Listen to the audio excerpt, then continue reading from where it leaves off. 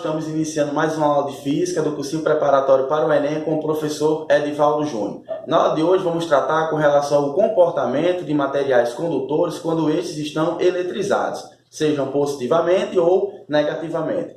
Como podemos observar aqui nos materiais condutores, principalmente os materiais metálicos, quando eles estão eletrizados, ou seja, quando eles estão em condição de equilíbrio eletrostático, há uma concentração de cargas elétricas na sua parte externa. Então, no seu interior não há nenhum tipo de concentração de cargas elétricas, conforme a gente pode observar nessa primeira imagem. A concentração de cargas elétricas, no nosso caso aqui o corpo está carregado positivamente, então os prótons em excesso nesse material estão concentrados na sua superfície, na região externa. Então, para todo material condutor, quando ele está carregado, seja positivamente ou negativamente, nesse caso eletrizado, a concentração de cargas elétricas se dá na sua região externa, ou seja, na sua superfície.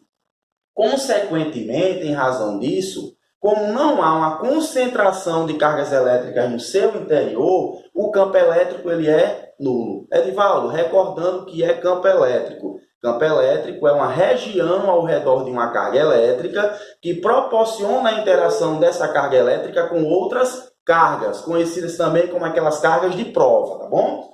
Então, como no seu interior não há nenhum tipo de concentração de cargas elétricas, então essa interação, seja de atração ou de repulsão entre as cargas, ela não existe. Consequentemente, se não existe, então não há o campo elétrico. Então, o campo elétrico no interior de qualquer material condutor ele é nulo, ou seja, é igual a zero. Tendo em vista que para todo material condutor, quando está em equilíbrio eletrostático, a distribuição, a concentração de cargas elétricas se dá onde? Na sua superfície, na sua região externa, ok?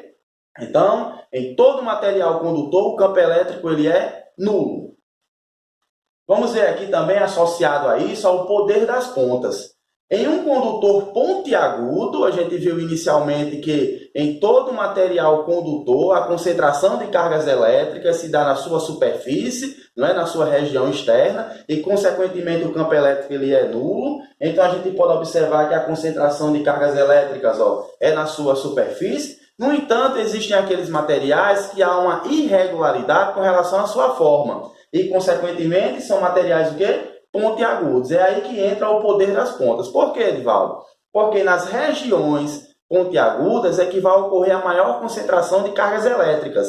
Então, para todo material onde a sua forma não é uniforme, ou seja, a sua forma há regiões pontiagudas, essas regiões vão ocorrer o maior acúmulo de cargas elétricas. Lembrando, podem ser cargas elétricas positivas ou cargas elétricas negativas.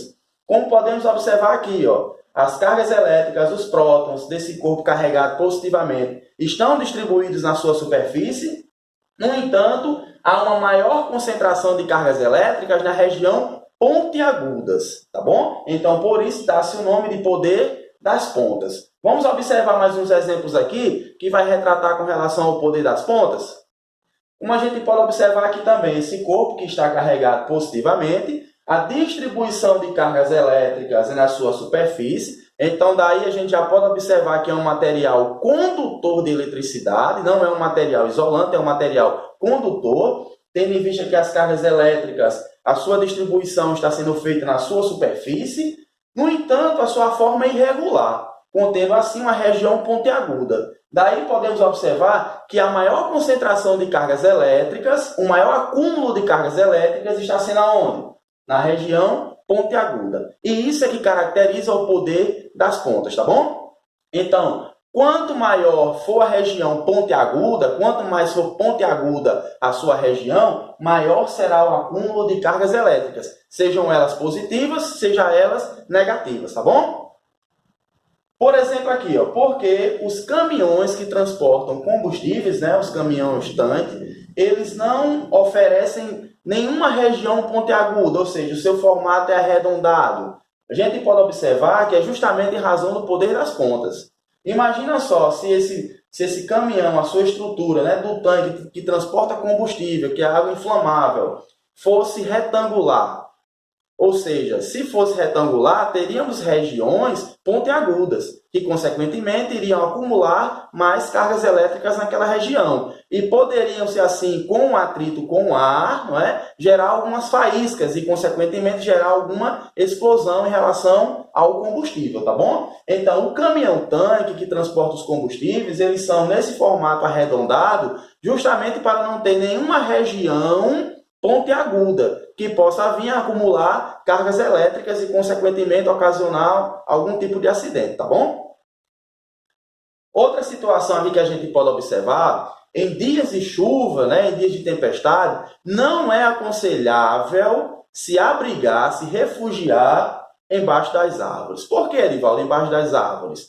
Porque as árvores, elas possuem galhos, e os seus galhos são regiões o quê? Pontiagudas, eles são pontiagudos. Consequentemente, nesses galhos que são pontiagudos, há um maior acúmulo de cargas elétricas. Se há um maior acúmulo de cargas elétricas, então vai ocorrer o processo de indução entre a nuvem de chuva e essa região pontiaguda com acúmulo de cargas elétricas, atraindo assim o quê? Descargas elétricas, que são os raios. Então, é extremamente perigoso se abrigar em dias de tempestade, em dias de chuva, embaixo de árvores, em razão do poder das pontas, tá bom? Então, o poder das pontas é a propriedade que um material tem de ser, por ser pontiagudo, de acumular cargas elétricas e, consequentemente, nesse caso aqui da árvore, atrair o quê? Raios. Da mesma forma, é o para-raio. O para-raio é um dispositivo, um equipamento que foi criado justamente para proteger aquela área, proteger aquela região da incidência de raios. Não que ele vai evitar, muito pelo contrário. Mas por ser um material metálico e pontiagudo, ele vai atrair essa descarga elétrica, ok? Então, tratando com relação ao poder das pontas, que é justamente as regiões pontiagudas que acabam concentrando uma maior quantidade de cargas elétricas, tá bom? Então, aqui nós vimos vários exemplos com relação ao poder das pontas. Tratando aqui com relação à blindagem eletrostática, também conhecida como gaiola de Faraday. Já em dias de tempestades, por incrível que pareça, é aconselhável permanecer aonde? Dentro do carro. Edivaldo, mas dentro do carro, se a sua fuselagem é toda metálica, mas é aconselhável ficar por causa dos pneus, que são de borracha, são isolantes? Não. Lembram no início da aula que tratamos com relação ao campo elétrico no interior de materiais condutores? Então, o campo elétrico no interior de qualquer material condutor, ele é zero, ele é nulo. Então, nesse caso aqui, como a fuselagem ela é metálica, no seu interior não há concentração de cargas elétricas. Se não há concentração de cargas elétricas, o campo elétrico ele é nulo. Então, o carro, no seu interior, é um local aconselhável para se abrigar em dias de tempestade e em dias de chuvas, com relação à incidência de raio. Porque se o raio atingiu o veículo, a quantidade de cargas elétricas vai ficar concentrada na sua região externa, tá bom? Então aqui, ó, se um carro ou um avião for atingido por um raio, as pessoas em seu interior não sofrerão nenhum dano, pois a estrutura metálica, no caso a fuselagem, faz a blindagem eletrostática de seu interior, tendo em vista que no interior de todo material condutor, o campo elétrico ele é nulo. Recapitulando, por que ele é nulo, Edivaldo? Porque não há a concentração de cargas elétricas, tendo em vista que a distribuição de cargas elétricas em materiais condutores está toda concentrada na sua superfície, na região externa, tá bom?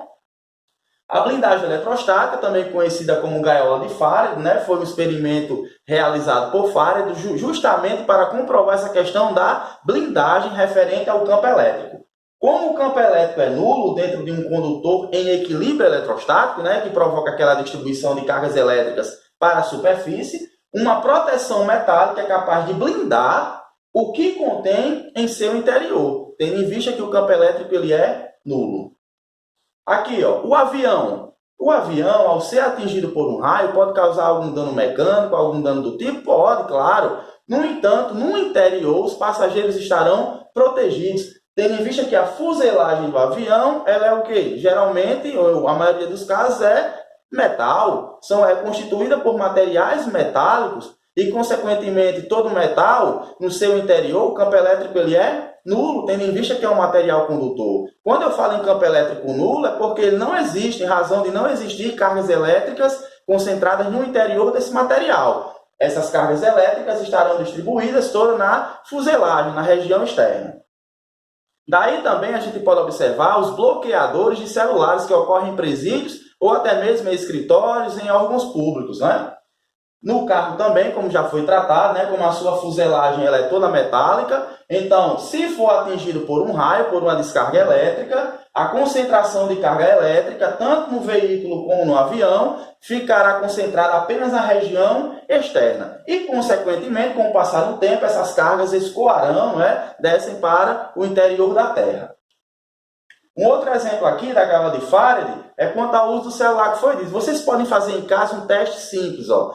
Peguem o celular, deixem ele ligado normalmente e envolvam ele, envelopem ele com papel alumínio. E tentem ligar para esse celular. Esse celular vai ocorrer o quê? O isolamento magnético, ou seja, os sinais emitidos da gaiola de Faraday para o exterior não vão ocorrer, não vão ultrapassar, não é? E nem os sinais emitidos do exterior vão conseguir penetrar na gaiola de Faraday, tá bom? Então vocês façam esse testezinho em casa. Peguem, por exemplo, o celular, envolvam com papel alumínio e vocês vão ter o teste da blindagem eletrostática, realizada pela gaiola de Faraday. Tendo em vista que no interior de todo material condutor, o campo elétrico é nulo.